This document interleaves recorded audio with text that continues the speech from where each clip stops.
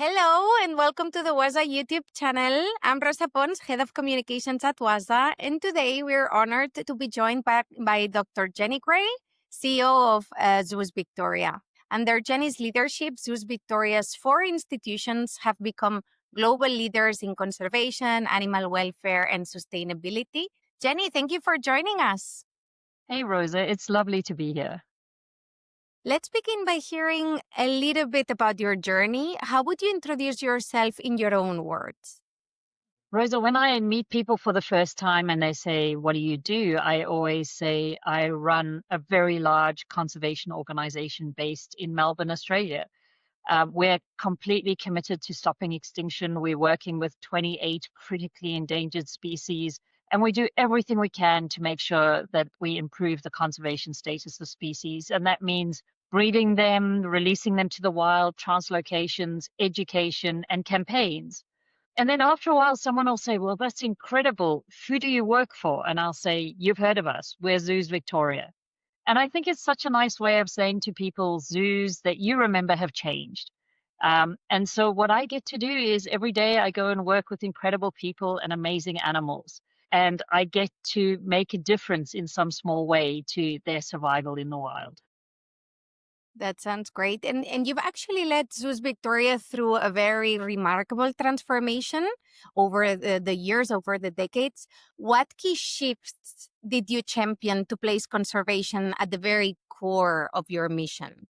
Back in 2009, we were involved in a rescue mission where we went to an island called Christmas Island to try and save a bat. And it was a consortium of zoos, ourselves, Taronga and Perth Zoo, all went there to work on some lizards and some bats. And while we were there, um, we took recording devices, and right across the territory, we put up the recording devices and we recorded one bat.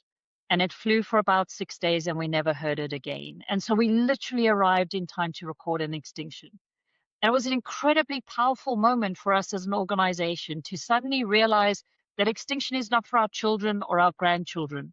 Extinction is for us, for our generation. And that became our call to say that never happens again, that we won't wait for someone else to tell us when animals are in trouble, that we will respond whenever we see it. We will take our resources, our skills, and we will use that to make sure we're not there again. And I'm really proud. After 15 years, we didn't lose another one. We are still working with all these animals that really back in 2008, we would have said they'll go extinct in the next 5 years. And so this drives everything we do, the way we act as an organization, that we are sustainable, the way we care and are compassionate about species and animals and the people that we interact with.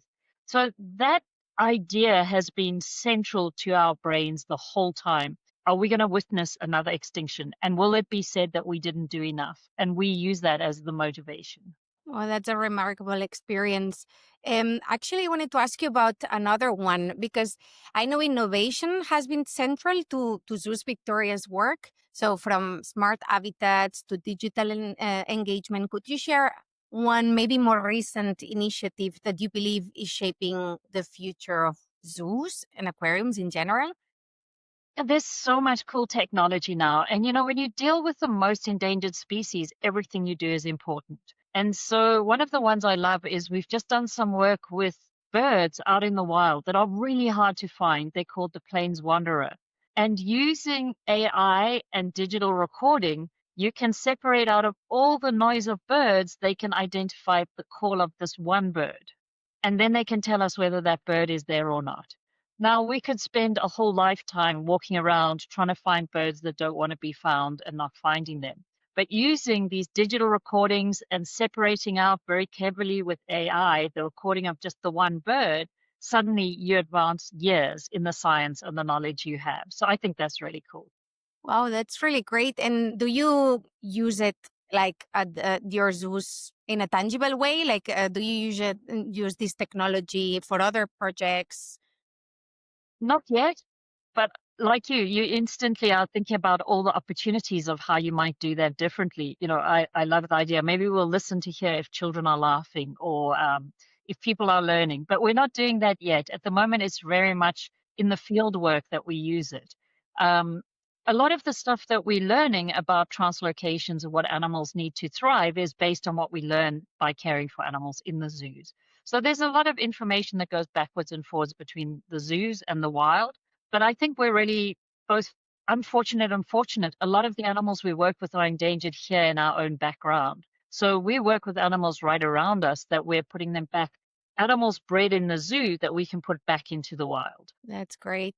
I wanted to ask you about WASA. As former WASA president and recipient of the Heine Heidegger Award, we serve as a convening voice for the global zoo and aquarium community. So, how did your work as former WASA president influence in shaping policies and driving conservation action worldwide? I think running zoos and aquariums is an incredibly hard and lonely kind of business. Generally, there's only one or two big zoos in each area. And while we are really close friends, it's so important to have this global community that is WASA, where we can learn from each other. Everyone is so open to share. I have really loved being able to visit with colleagues anywhere in the world, and they open their doors. And in every zoo, there's a lesson. In every zoo, there's something you can learn from your colleagues.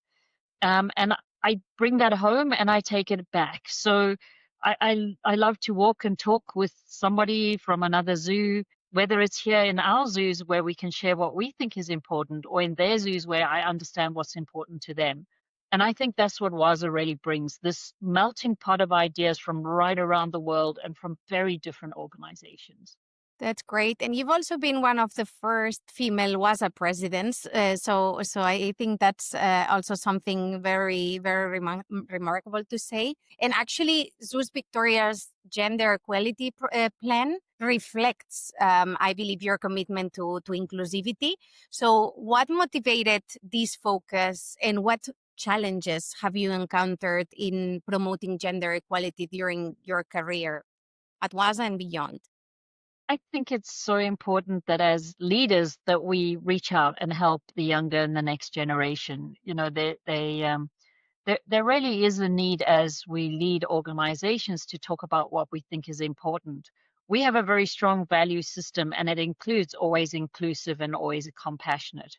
And there were so many things that once I became CEO, I hadn't thought through that we hadn't done. Like, for example, we never had a mother's room where women who were breastfeeding were able to go and express milk. And so young moms were coming back to work and then having to sit in the toilet to do that. That's terrible. And as soon as we found out, we created a safe space for them to do it.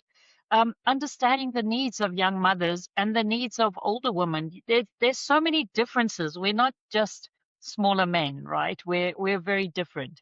And so I've been really proud to interact with lots of strong women, both being able to recruit them into the organizations that I've run in the past and present. In my time in South Africa, I was also able to make sure that people of color were promoted and got senior roles. And I think it's all really important that diversity, I mean, we more than anyone as zoo people understand and aquarium people understand that diversity is really important. And that life needs diversity. If we were all just one species, that would be terrible. And so I think we celebrate that diversity. And what you really have to do is think, what do I need to do to make everyone prosper and thrive? And it's different for different people. And so our equality plan is about asking that question. What do we need to change to make it possible for you to do the best possible job? And that doesn't matter whether it's about women or about people with different abilities, making sure that they can thrive in our workplace. Definitely. I think diversity is definitely a key message you've said. Also, you mentioned in the past saving, species being a very important part of your mission. And we've seen your TED Talk actually quite viewed. And you talked about the role of zoos and aquariums in saving species. It has inspired thousands. What motivated you to step onto that stage, and what change do you hope this message sparks in the public dialogue about zoos and aquariums? There's 44,000 endangered species, and that's a lot. And so what I always hope is every time I speak that each person will just think, I can make a difference. And then you go to the Reverse the Red website and you log a species pledge and you say, I can make a difference for one species. You don't have to make a difference for all of them. Just pick one. And if we can inspire 1,000, 2,000, 4,000 people to just make a difference for one species, and we can start putting people together because we don't all have to do this on our own. There's really a lot of us. If we took every WASA institution committed to saving 5 or 6 species or 10 or 20, imagine the difference we could make. And so I think what inspires me is just the idea that we can do this. We have changed the trajectory. We have saved species in the past. We can keep doing it. There's 180 different species that have been downlisted, and most of them, zoos and aquariums played a part in it. And so that's what makes me excited, is to say, if we all just pulled our weight a little bit more, we can make a huge difference here. And so if one person's inspired, or one person listens in on the World Species Congress and goes, I could do that. I could inspire my community to plant that plant. And if we plant that plant, then that bird will do better, or that insect will do better. That's what inspires me, is seeing that as we come together, we make a huge impact. Definitely the power of collaboration, right? I mean, that's also the superpower of WASA, right?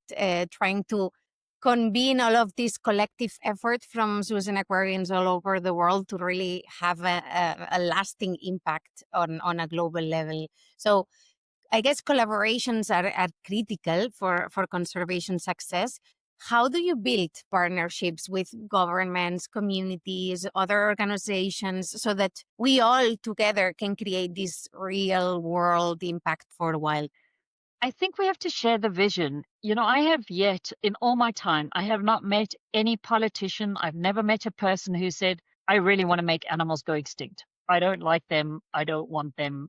Like, that would be bizarre, right? And so often we think Mhm. we have differences where really we just have a difference in what we want to do, not what we want to achieve. And then when it's just a difference in what you want to do, well, let's stop and understand how every piece makes a difference. We don't have all the right answers. We need to listen to others and take their advice as well. And so I think it's about talking. It's about sharing the passion we have for animals and then letting everyone else get involved as well. Once you share that passion, you'll be surprised how many people want to get involved. Definitely. And your voice is influential. I mean, you're a leader of this community. So I really wanted to ask you, what advice would you give to young conservationists who want to create lasting impact for wildlife? I would say, first of all, be really clear on what skills you bring. It's going to be a tough road, and conservation is not easy at the moment around the world. When I talk to very young people, particularly people just leaving high school, and they come to see me and say, I want to be a conservationist, what I always ask them is, what's your second choice? And they'll say, well, if I can't be a conservationist, I want to be a lawyer. I want to be a communicator. I want to be a writer. Then I say, why don't you go do that first? Go be a lawyer and then come and be a conservation lawyer. Because, there's only so few paid jobs out in the field saving species. And so I would encourage you to have, like you do, Rosa, a set of skills that at first glance people would say, well, how are you going to be a conservationist? But you're a communicator. Well, we desperately need communicators. We need writers. We need lawyers. And so I would encourage you to find those skills you can bring to conservation. Working in the field is very low pay and very difficult often. But I would be encouraging people to look at what they would want to do and how they can bring that. And then to persevere and find people you can work with. And so, yeah, it's a lot of fun. I think I'm an engineer by training. I'm not a biologist. I'm not an ecologist, but I can bring engineering to conservation. You can bring communications. And so I would encourage people not to think you have to give up being what you're good at. Do what you're good at, but do it for wildlife. That's a very good advice. Build your skill set and then bring it into the community and create lasting impact. That's really good. I actually also wanted to ask about maybe a recent book, podcast, film that maybe challenged and inspired you recently about your thinking on leadership or conservation. Is there an asset you could recommend also to the younger generation that has influenced you throughout your career or at some point in your career? I always go back to Aldo Leopold's Country Almanac. It's an older book. It's just a beautiful story of a man watching nature recover. You know, we often think that we have to recover wildlife or recover nature. Often what we have to do is stop damaging it. If you think about whales, the big thing we did for whales was we stopped killing them. It seems really obvious, right? Like if you kill them, they do badly. But we think we have to intervene in really positive ways. What that book tells you is just stop poisoning, stop killing, and just see what comes back, see how nature recovers. So I go to that often. I also love Jane Goodall's books. I go back to them all the time. They like old friends.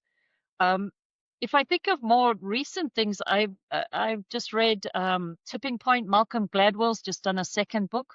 That's really good on how social movements start and how we actually can make a difference. You don't need thousands of people, you just need enough to make a big difference. So those are a couple.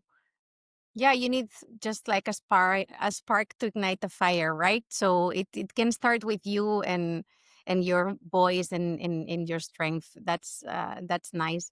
I would like to finish by kind of shooting you two quick fire questions, just short answers. One leadership lesson you wish you'd learned earlier. Nothing hurts as much as you think. Just give it a go. And which animal at Zoos Victorias would make the best CEO and why? I love wombats. So I'm going to say wombats would make the best CEO because they're very, very focused on what they want. So they like, if they're digging a hole, they dig a big hole. And they also don't really care what anyone else thinks. So they're very focused on being wombats. And I think if we all just were a little bit thicker skinned and didn't care too much what everyone thinks, maybe we would get more done. Yeah, go big or go home, right? Jenny, thank you for your thoughts. From your leadership journey to your hopes for the future, your tips to young conservationists. Thank you very much. For everyone watching, we'll link to Zeus Victoria's website below, also to the books Jenny mentioned. And don't forget to subscribe for more interviews. Jenny, is there a final message you'd like to share with the zoo and aquarium community globally? I'd just like to thank you all for the work you do every single day. Every day you change someone's life. You open a door for a child, an adult to think about nature differently, to think about the impact on the planet. You know, if 8 billion of us each make a good decision, that's a lot of good decisions. And so thank you for the work you do every single year, every single day. It makes a difference. Thank you. Thanks again, Jenny. Thank you all for watching and see you next time on the Waza channel. Bye.